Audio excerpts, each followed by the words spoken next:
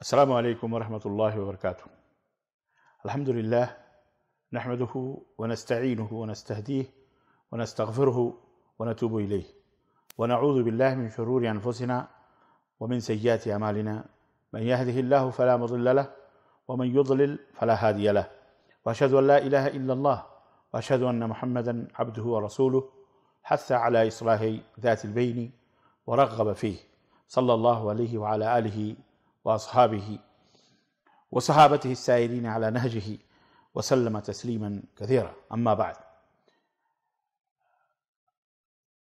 برادران اسلام، دوستوں اور بھائیوں اور قابل احترام اسلامی ماؤں اور بہنوں، آج بتاریخ 2 ذی القعدہ 1441 ہجری مطابق 23 جون سن 2020 عیسوی کے اس اصلاحی پروگرام میں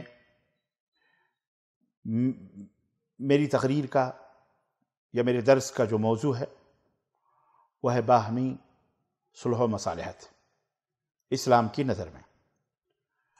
اللہ کے بندو، یہ نصیحت سب سے پہلے میرے لیے پھر آپ سب کے لیے ہے کہ اللہ سے ڈرو، تقوی اختیار کرو. اللہ ہم سب پر رحم فرمائے.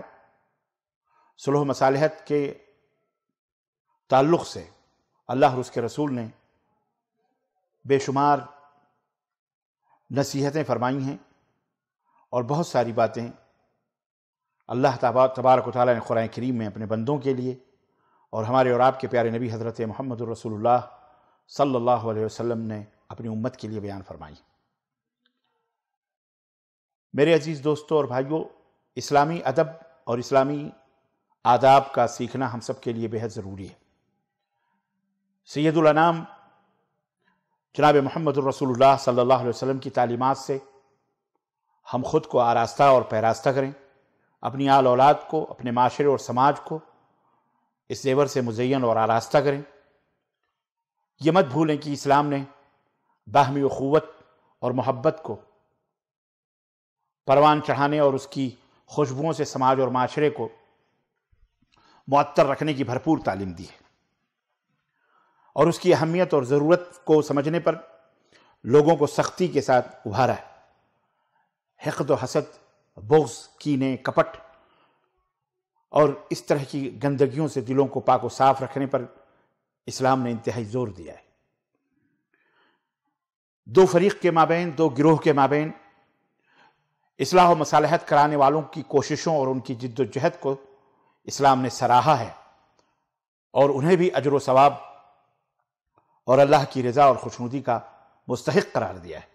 چنانچہ ارشاد باری تعالیٰ ہے: لا خیر فی کثیر من نجواہم الا من امر بصدقۃ او معروف او اصلاح بین الناس ومن يفعل ذلك ابتغاء مرضات اللہ فسوف نؤتیہ اجرا عظیما. کہ لوگوں کی بہت ساری خفیہ اور پوشیدہ باتوں میں کوئی خیر کی بات نہیں ہوتی الا یہ کہ کوئی شخص صدقہ، نیکی اور لوگوں کے مابین صلح کروانے کا حکم دے، اور جو شخص یہ کام اللہ کی رضا اور خوشنودی کے لیے کرتا ہے یا کرے گا، اللہ فرماتا ہے ہم جلدی ہی اسے اجر عظیم سے نوازیں گے. سورۃ النساء آیت نمبر 114. دوستو اور بھائیوں، آج چھوٹی چھوٹی چیزوں پر باہمی اختلافات کا پیدا ہو جانا، ذرا سی باتوں پر الجھ جانا، لڑائی اور جھگڑے، مار پیٹ، قتل، خون، غارت گری، اس جیسا قبیح اور گندا عمل ایک معمول بن چکا ہے. لوگ اس کے عادی ہو چکے ہیں. عداوتوں اور نفرتوں کے اس میں کوئی شک نہیں، کچھ اسباب ہوتے ہیں، کچھ ریزن ہوتے ہیں، کچھ کارن ہوتے ہیں، اور یہ اسباب جہاں دنیاوی امور و معاملات سے متعلق ہوتے ہیں تو کچھ باہمی اونچ اور نیچ، جات پات، چھوٹا اور بڑا، باہمی تفاخر، غرور اور گھمنڈ، اس کی وجہ سے بھی یہ جھگڑے اور لڑائیاں لوگوں میں ہوتی ہیں. بڑی جات والا چھوٹی جات والے کو ذلیل سمجھتا ہے، نیچ سمجھتا ہے، وہ اس کو مارتا ہے یا اس کو قتل کرتا ہے یا اس کو کسی بات پر گالی بکتا ہے، یہ اس کو پلٹ کے جواب دیتا، لڑائی شروع ہو جاتی. تو کہیں اس وجہ سے ذات اور برادری کے جھگڑے ہیں، اور کہیں نظریات میں اختلافات، تو کہیں افکار و خیالات میں تضاد، اس کی وجہ سے ٹکراؤ ہوتا ہے باہمی طور پر۔ الغرض شیطان کی یہ کوشش ہے کہ مسلمانوں کو لڑا بھڑا کر ان کے اتحاد کو پارا پارا کرے، ان میں عداوت اور بغض پیدا کرے، ان کے بیج ڈالے، انہیں ایک دوسرے سے جدا جدا کر دینا اور ان کے دلوں میں حسد کی آگ بھڑکا دینا، یہ شیطان مردود کا یہ اہم کارنامہ ہوتا ہے۔ اللہ کے بندو یاد رکھو، مسلمان آپس میں بھائی بھائی ہیں، اور یہی نہیں بلکہ مسلمان ایک جسم کی مانند ہے۔ جس طرح جسم کے کسی ایک حصے کو درد ہو تو پورا، ایک عضو میں درد ہو، ایک انگلی میں درد ہو تو پورا جسم اس درد کو محسوس کرتا ہے، بالکل یہی مثال مسلمان کی ہے۔ اسی طرح، اور مسلمان اسی طرح ہوتا ہے کہ اگر اس کے کسی بھی مسلمان بھائی کو تکلیف ہو تو وہ اپنے مسلم بھائی کی تکلیف اور اس درد کو محسوس کرے۔ نبی کریم صلی اللہ علیہ وسلم نے ارشاد فرمایا، مثل المؤمنین فی توادہم وتراحمہم وتعاطفہم مثل الجسد اذا اشتکى منہ عضو تداعى له سائر الجسد بالسہر والحمى۔ رحمت و شفقت، پیار اور الفت میں مسلمان ایک مومن جو ہوتے ہیں وہ ایک جسم کی مانند ہوتے ہیں۔ جس طرح جسم کے کسی حصے کو کوئی تکلیف پہنچتی ہے تو آپ جانتے ہیں پورا جسم اس تکلیف کو محسوس کرتا ہے۔ جسم کے کسی حصے میں درد ہونے لگے تو اس درد کو سب سے پہلے یہ آنکھ محسوس کرتی ہے، پورا بدن محسوس کرتا ہے، آنکھیں سونا چھوڑ دیتی ہے، حالانکہ آنکھوں کو کچھ نہیں ہوا ہوتا ہے، درد یہاں ہو رہا ہے، درد انگوٹھے میں ہو رہا ہے، لیکن جاگتی کیا ہے؟ آپ کے جسم کا ایک حصہ آنکھ ہے، آنکھ کو کچھ نہیں ہوا ہوتا ہے، کوئی تکلیف، لیکن وہ بیدار رہتی ہے، پھر بھی اس میں نیند غائب ہو جاتی ہے، یا بخار سے پورا جسم تپنے لگتا ہے، اور یہی مثال مومن کی ہے۔ قربان جائیں اپنے پیارے نبی حضرت محمد رسول اللہ صلی اللہ علیہ وسلم پر کہ آپ نے کس طرح مثال دے کر کے اپنی امت کے باہمی الفت و محبت کے رشتوں کو مضبوط رکھنے کی امت کو تاکید کی۔ اس سے پتہ چلتا ہے کہ نبی کریم صلی اللہ علیہ وسلم امت کے اندر اخوت و محبت، صلح و آشتی اور صلح و مصالحت کو برقرار رکھنے پر کتنے حریص تھے، آپ کی رغبت اور چاہت کتنی تھی اور کتنے کوشاں تھے کہ امت کے اندر اختلاف نہ پیدا ہو، امت کے اندر دوریاں نہ پیدا ہو۔ آج ہم نے معمولی اور غیر اہم اس بات کو سمجھ کر ٹھکرا دیا اور ہم ان تعلیمات سے دور ہو گئے، والعیاذ باللہ۔ شیطان جو گھات میں بیٹھا ہوا ہے اور موقع کی تلاش میں ہے، وہ ہماری غفلتوں سے فائدہ اٹھاتا ہے۔ دو مسلمان بھائیوں کو باہم دست بگریباں کر دیتا ہے، وہ مالی معاملات ہوں، کاروباری معاملات ہوں، کھیت کے معاملات ہوں، تجارت کے معاملات ہوں، بزنس کے معاملات ہوں، مختلف حوالوں سے جھگڑے لڑائی کی نوبت بکثرت پیدا ہوتی ہے۔ اس لیے کہ ان معاملات اور ان معاہدات اور معاملات میں عموماً سمجھوتا اور کمپرومائز نہیں کیا جاتا ہے، اس لیے ان معاملات میں زیادہ لڑائی اور جھگڑا، چونکہ لڑائی اور جھگڑا، تنازع، اختلافات یہ انسانی فطرت کے تقاضے ہیں، اس لیے اسلام نے اس کو محمل یا بیکار نہیں رکھا ہے، بلکہ اس طرف خاص طور سے اسلام نے دھیان دیا ہے۔ کیوں؟ دین اسلام دین فطرت ہے، زندگی کے ساتھ ساتھ چلنے والا یہ دین ہے، ہر مرحلے کی معاملے کی صفائی اسلام چاہتا ہے، ایسا نہیں کہ اس معاملے میں آپ کچھ ہیں اس معاملے میں کچھ ہوں۔ بہرحال اسلام نے نہایت ہی قابل عمل اور نہایت ہی خوبصورت اور بہترین حل اس کا پیش کیا ہے۔ اللہ عز و جل نے مومنوں کے مابین صلح و مصالحت اور باہمی اصلاح اور درستگی کرنے پر اپنے بندوں کو حکم دیا ہے، اور کیا حکم دیا ہے اور کتنا اس کو بجا لانے پر اللہ رب العزت ابھارا ہے اور اس کی کس قدر ترغیب فرمائی ہے، آپ اس چند آیتوں میں غور کریں۔ اللہ رب العزت ارشاد فرمایا کہ انما المؤمنون اخوہ فاصلحوا بین اخویکم واتقوا اللہ لعلکم ترحمون۔ یقیناً مومن آپس میں بھائی بھائی ہیں، تو اے لوگو تم اپنے بھائیوں کے مابین صلح کراؤ، مصالحت کرواؤ اور اللہ تعالیٰ سے ڈرو تاکہ تم پر رحم کیا جا سکے۔ سورہ حجرات آیت نمبر 10۔ اسی طرح اللہ رب العزت نے فرمایا ان یرید اصلاحا युवफ़्फ़िक़िल्लाहु बैनहुमा इन्नल्लाह काना अलीमन खबीरा। सूरह निसा आयत नंबर 35-35। अगर तरफदार यानी मियाँ बीवी की तरफ से और शौहर की तरफ से दोनों तरफदार नेक नियति और सच्चे दिल के साथ सुलह की कोशिश करेंगे तो अल्लाह तबारक व तआला जरूर उनको कामयाबी से हमकिनार करेगा। अल्लाह अलीम है, अल्लाह खबीर है। अजीज़ान गिरामी, सोसाइटी हो, समाज हो, माशरा हो, इसमें जब कभी भी तनाज़ात और इख्तलाफात पैदा होते हैं तो हालात फौरन मुसल्लस बन जाते हैं, ट्रेंगल की शक्ल अख्तियार करते हैं। ट्रेंगल कहते हैं मुसल्लस यानी यूं हो जाते हैं, यूं समझ ले, ट्रेंगल्स यूं हो जाते हैं। मुसल्लस यानी एक फरीक, दो फरीक और तीसरा समाज उसमें फरीक बन जाता है। इन्हीं तीनों किनारों के बाहमी मिलने से ही सुलह और मुसालहत पैदा होती है और तनाज़ुआत और इख्तलाफात का खात्मा तीनों के मिलने से होता है। चुनांचे जब दो फरीक बाहम दस्तबा गिरेबा हो जाएं तो उस वक्त माशरे का बड़ा अहम रोल होता है। वो चाहे तो इन दोनों के झगड़ों को खत्म करवा दे और दोनों को गले मिलवा दे, और चाहे तो इस झगड़े को तूल दे दे और दिलवा दे और छूट दे दे, और इस तरह से ये झगड़े चलते रहे। इस्लाम ने इस बारीकी को समझते हुए दोनों फरीक को हुक्म दिया कि अगर तुम खुद से आपस में इस अदावत को खत्म नहीं कर सकते या इस अदावत और दुश्मनी की इस खलीज को नहीं पाट सकते या करीब आने की कोई सबील, कोई रास्ता तुम्हें नहीं मिल रहा, नहीं बन पा रही कोई सबील, तो फिर दोनों फरीक अपनों में से किसी बड़े को, वो अपने में से किसी बड़े को या अपने में से किसी को हकम और सालिस तस्लीम कर लें, तीसरा फर्द तस्लीम कर लें। फिर वो सालिस जो भी फैसला करे वो दोनों के दोनों तस्लीम कर लें।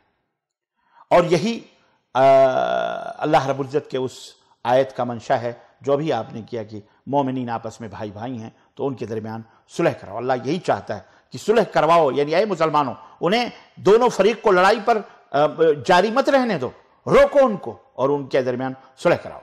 कुरान करीम की मुतअद्दिद मकामात पर सुलह की अहमियत और उसकी ज़रूरत और उसकी तरगीब और ख़ानदानी माशरती निज़ाम ज़िंदगी में उसके किरदार पर रोशनी डाली गई है और उसे खैर से ताबीर किया है। अल्लाह तबारक व तआला ने उसे ज़रूरी करार दिया है और समाज और माशरे के जो सुलह पसंद लोग हैं, जो लोग मुसालहत चाहते हैं, उनकी मदह और उनकी तारीफ भी की गई है। चुनांचे अल्लाह रब्बुल इज़्ज़त का फरमान है कि वस्सुल्हु खैर, सुलह और मसालहत में भलाई है, सुलह और मसालहत में खैर है।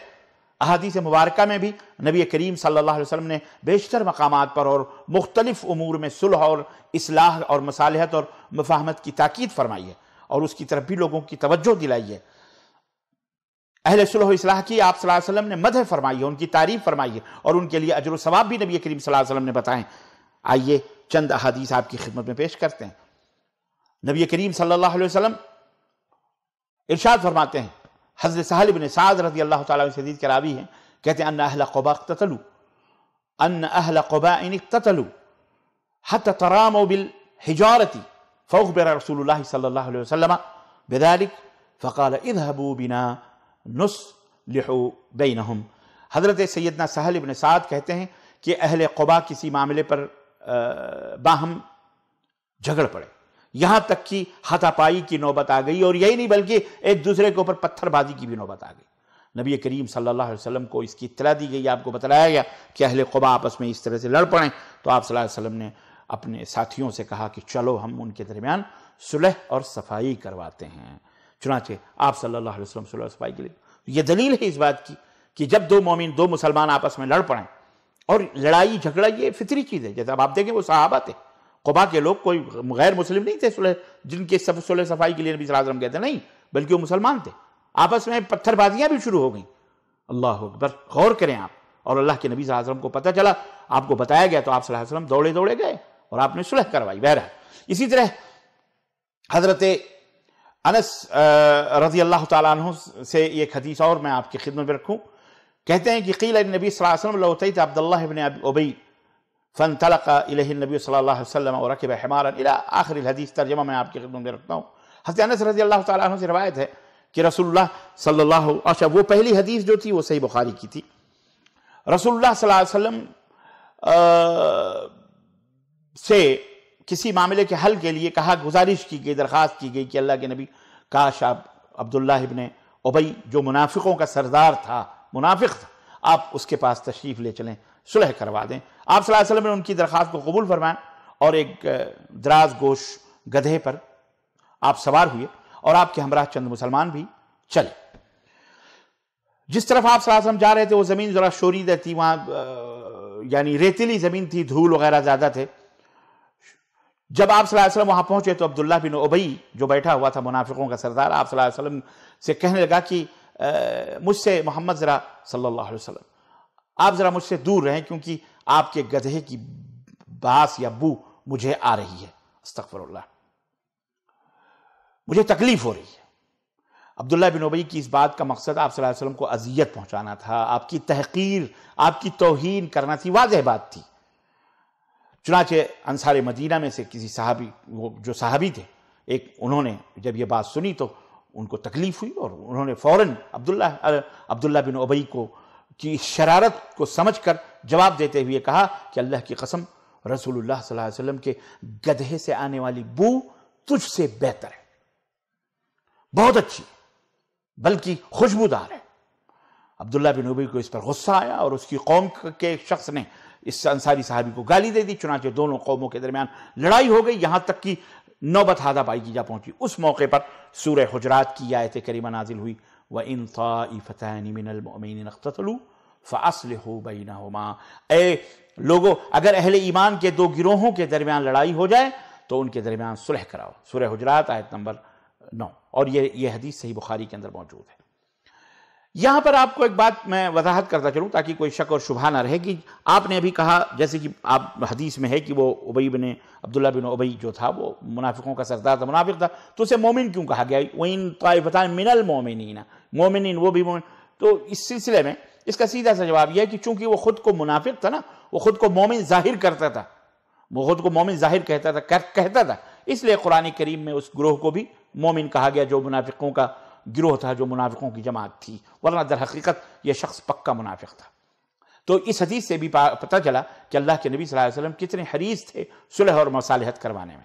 اور اس سلسلے میں اسماء بنت زید کہتی ہیں کہ قال رسول اللہ صلی اللہ علیہ وسلم لا يحل الكذب الا في ثلاث، يحدث الرجل امرأته ليرضيها، والكذب في الحرب، والكذب ليصلح بين الناس۔ اسماء بنت یزید کہتی ہیں رسول اللہ صلی اللہ علیہ وسلم فرمایا 3 جگہوں پر جھوٹ بولنا جائز ہے۔ رسول اللہ صلی اللہ علیہ وسلم فرمایا کہ 3 موقع ایسے ہیں جہاں جھوٹ بولنے کی گنجائش ہے، موجود ہے۔ پہلا یہ کہ میاں بیوی کے درمیان صلح کے وقت، یا مثلا یا بیوی شوہر اپنے بیوی کو راضی کرنا چاہ رہا ہے، خوش کرنا چاہ رہا ہے، تو اس موقع پر وہ اس سے جھوٹی بات کر کے اسے منا سکتا ہے، دنا سکتا ہے، اسے راضی کر لے۔ اور دوسرا جنگ کے موقع پر، اور تیسرا اللہ کے رسول صلی اللہ علیہ وسلم نے فرمایا 2 آدمیوں کے درمیان صلح اور مصالحت کرانے میں آدمی جھوٹ بول سکتا ہے۔ یہ حدیث ترمذی کے اندر ہے۔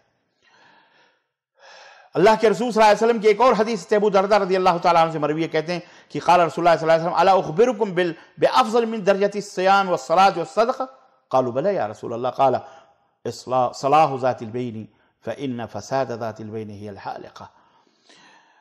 امام البانی نے اس حدیث کو صحیح قرار دیا ہے کہ نبی کریم صلی اللہ علیہ وسلم نے فرمایا کہ میں تمہیں ایسی چیز کے بارے میں نہ بتاؤں جو درجے میں نفلی روزے، نفلی صدقے، نفلی نماز اس سے کہیں زیادہ افضل ہو؟ صحابہ نے کہا کیوں نہیں؟ تو آپ نے فرمایا کہ لوگوں کے درمیان صلح صفائی کروانا، لوگوں کے درمیان مصالحت کروانا، یہ نفلی صدقے، نفلی روزے اور نفلی نمازوں سے کہیں زیادہ بہتر ہے۔ اور اس سلسلے میں ایک اور حدیث میں حضرت ابو ہریرہ رضی اللہ تعالیٰ عنہ کی آپ کی خدمت کی اس کا تو یہ صلح اور مصالحت کروانے کا یہ اجر اور اس کا ثواب ہے۔ اور ایک اور حدیث میں آپ کو بتاؤں کہ جو لوگ آپس میں اس قدر گتھم گتھا ہو کر دشمنیاں کرتے ہیں کہ علامہ والحفیظ، وہ سنیں ذرا بات چیت بند کر کے کہ برسہ برس رشتے ہیں، ناتے ہیں، خونی رشتے ہیں، دوست ہیں، احباب ہیں، لیکن حشر کیا ہے؟ سنیے، ان رسول اللہ صلی اللہ علیہ وسلم ابو ہریرہ رضی اللہ تعالیٰ عنہ حدیث کے راوی کہتے ہیں ان رسول اللہ صلی اللہ علیہ وسلم قال تفتح ابواب الجنة يوم الاثنين والخميس فيغفر فيهما لمن لا يشرك بالله شيئا الا المتهجرين او متهجرين يقال ردوا هذين حتى يصطلح۔ نبی کریم صلی اللہ علیہ وسلم نے فرمایا کہ جنت کے دروازے پیر کو یعنی سوموار کو اور جمعرات کے دن کھولے جاتے ہیں. دو دن جنت کے دروازے کھولے جاتے ہیں، پیر کو اور جمعرات کو. اور ان دونوں ان دنوں کے اندر ان لوگوں کی مغفرت ہوتی ہے جو شرک نہیں کرتے. سب کی مغفرت ہوتی ہے لیکن مشرک کی مغفرت نہیں ہوتی جو شرک باللہ کرتا ہے. اور اسی طرح سے جو باہمی عداوت اور دشمنی رکھتے ہیں، ایک دوسرے کو انہوں نے ترک کر دیا، بات چیت بند، ان کی بھی مغفرت نہیں ہوتی ہے. فرشتوں کو اللہ حکم دیتا ہے کہ انہیں مہلت دو حتیٰ کہ یہ دونوں آپس میں صلح کر لیں. اللہ اکبر. اس سے پتہ چلتا ہے کہ جو لوگ آپس میں دشمنی اور عداوت کی وجہ سے بات چیت بند کر دیتے ہیں، مال دولت یا کسی بھی وجہ سے، ان کا یہ حال بڑا خطرناک ہوتا ہے، ان کی بخشش نہیں ہوتی ہے. عزیزان گرامی، ان آیات اور ان حدیث سے صلح و مصالحت کرانے اور کروانے کی دونوں کی اہمیت اور فضیلت کا پتہ چلتا ہے. وہیں پر اسلام کی اس خوبی کا بھی علم ہوتا ہے کہ دین اسلام امن و شانتی، راحت اور صلح اور مصالحت کا اور آشتی کا کتنا عظیم دین ہے اور کتنا عظیم داعی بھی ہے، لوگوں کو کس طرح سے صلح و مصالحت کی طرف بلاتا ہے. صلح و صفائی کی نوبت عام طور پر مختلف موقعوں پر پیش آتی ہے، خاص طور سے عزیز و اقارب، بھائی بہن اور اسی طرح سے رشتہ داروں، اور بالخصوص میاں اور بیوی اور شوہر کے درمیان جب اختلاف پیدا ہو جائے. کبھی دو گروہوں، دو جماعتوں اور قبیلوں اور دو خاندانوں کے درمیان بھی اس کی ضرورت پیش آتی ہے. اور الحمدللہ ثم الحمدللہ اسلام ہمیں ہر میدان میں اعلیٰ قسم کی رہنمائی کرتا ہوا نظر آتا ہے، اور ایک صالح اور نیک سماج، سوسائٹی اور معاشرے کے قیام کے لیے طرح طرح کے اصول اور ضابطے اسلام نے رکھے ہیں، بنائے ہیں، اور وہ اسے پیش کرتا ہے جن سے سماج امن و سلامتی، اخوت و محبت کی نورانی کرنوں سے منور و مجلہ ہو جائے. لیکن دیار کفر و شرک کی ظلمتوں اور ظالم و جابر اور فاسق و فاجر کی صحبتوں اور ان کے ماحول میں رہتے بستے ہماری سوچ اور ہماری فکر بھی انہی کی طرح سے زنگالود ہو چکی ہے، بلکہ کہیں ہم ان سے بھی ظالم و جابر لوگوں سے بھی بدتر ہو چکے ہیں. آج مسلمانوں کا حال یہ ہے کہ جب انہیں قرآن و سنت کی طرف صلح و مصالحت کے لیے بلایا جاتا ہے تو وہ منہ پھیر کر کے دور بھاگتے ہیں، کفر و طاغوت سے فیصلہ لینے کی طرف بھاگتے ہیں، کفریہ عدالتیں، کفریہ لوگوں کے فیصلوں کے اوپر دوڑتے ہیں انہیں لینے کے لیے. وہ خود کو مسلمان بھی کہلاتے ہیں، خود کو مومن بھی کہتے ہیں، نماز بھی پڑھتے ہیں، اللہ اس کے رسول کے فیصلے پر راضی ہونے کا دعویٰ بھی کرتے ہیں، لیکن جب معاملہ آتا ہے تو وہ اللہ اس کے رسول کے فیصلوں پر راضی نہیں ہوتے، بلکہ اپنے مسئلے کفر یا طاغوت سے اور کافروں سے حل کراتے ہیں. استغفر اللہ. اور قرآن کریم نے اس کی وضاحت فرمائی ہے، سورہ نساء نمبر 60 سے لے کر 65 پڑھتے چلے جائیے، جس میں اللہ نے فرمایا کہ یہ اللہ اور اس کے رسول کی طرف بلائے جاتے ہیں، لیکن ان کے دلوں میں بغض ہے، ان کے دلوں میں کفر ہے، ان کے دلوں میں عداوت ایسی بیٹھی ہوئی ہے کہ یہ اللہ رسول کی باتوں کی بھی پرواہ نہیں کرتے. بہرحال کفری عدالتوں میں فیصلہ لینے کے لیے کیا کیا پاپڑ بیلنے پڑتے ہیں، کتنے جھوٹ، کتنے فریب، کتنا طویل انتظار کرنا پڑتا ہے، اور اپنے حق میں فیصلہ لینے کے لیے کتنے حق ہیں، آپ حق پر ہیں، آپ کے اوپر جھوٹا الزام لگا ہے سب کچھ، لیکن اس کو حق اپنے حقوق کو لینے کے لیے کتنے حرام اقوال اور اعمال اور باتیں اور کا سہارا لینا پڑتا ہے. اللہ ماول حفیظ. اللہ ہمیں آپ کو عدالتوں کی سیڑھیوں سے چڑھنے سے اللہ ہم سب کو بچائے.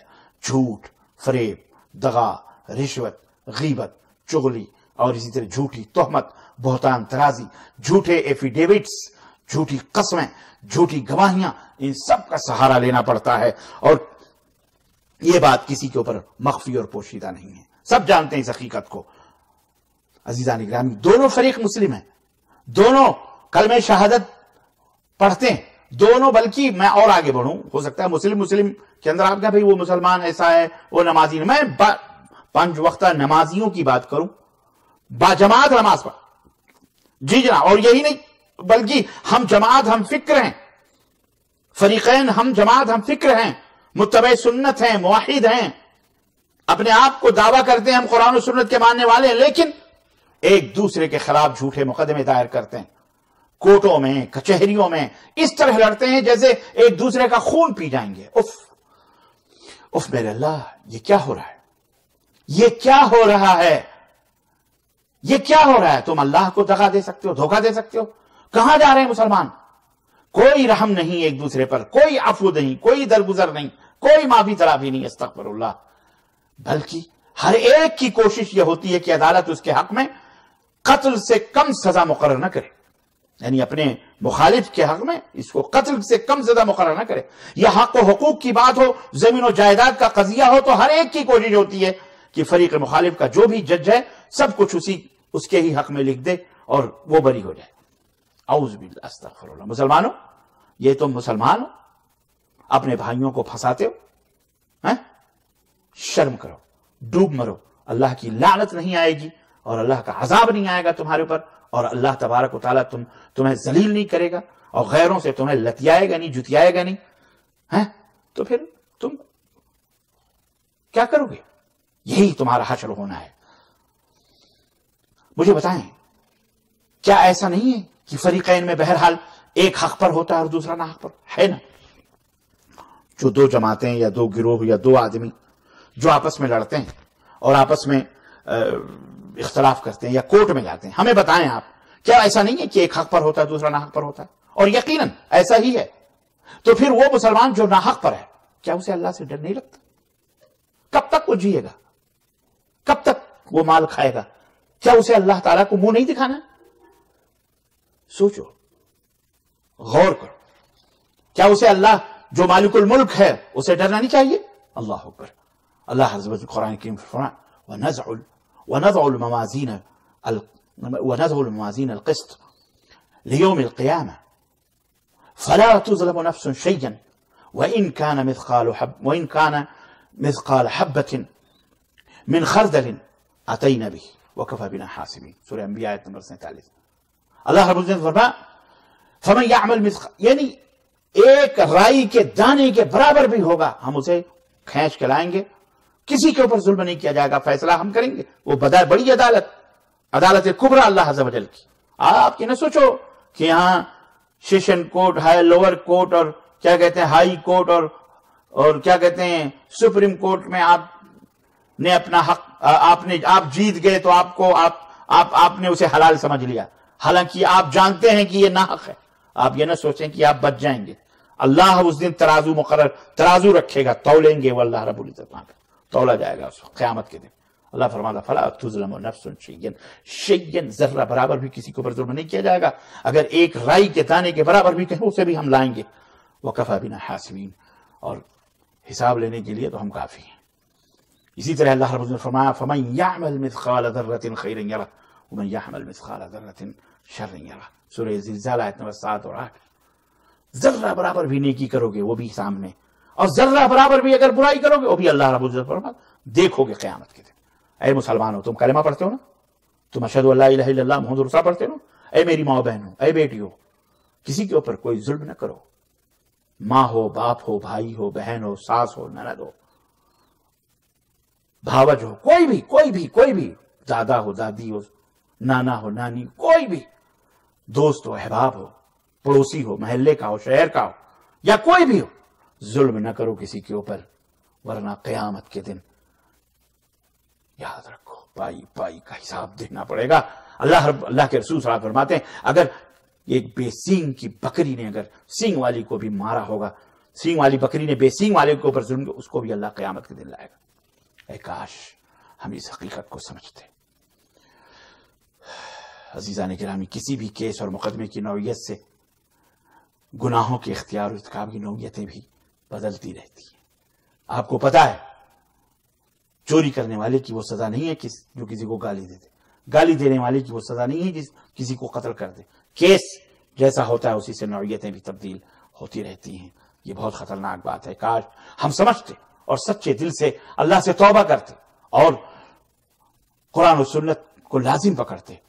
جہاں سکون ہے، جہاں امن ہے، جہاں راحت ہے، جہاں چین ہے، امن ہے، شانتی ہے، جہاں عدل ہے، انصاف ہے، اللہ اور اس کے رسول کے پیغام. کیوں نہیں ہم میں جب کبھی کوئی اختلاف ہو، جب کوئی جھگڑا ہو، کیوں نہیں ہم یہ سوچتے کہ ہم اس جھگڑے کو اللہ اور اس کے رسول کی عدالت میں پیش کریں، قرآن و سنت سے عمل کریں.